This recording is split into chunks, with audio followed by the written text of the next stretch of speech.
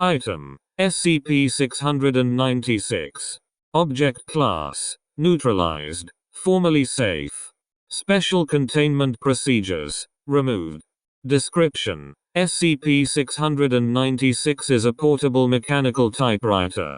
No manufacturer information, serial number, or other identifying features are present on SCP-696.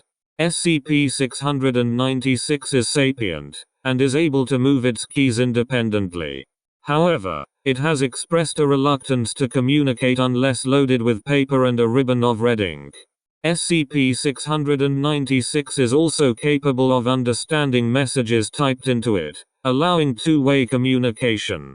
It is unknown how, as SCP-696 only appears to experience tactile sensations, but SCP-696 is able to distinguish between individuals it has communicated with.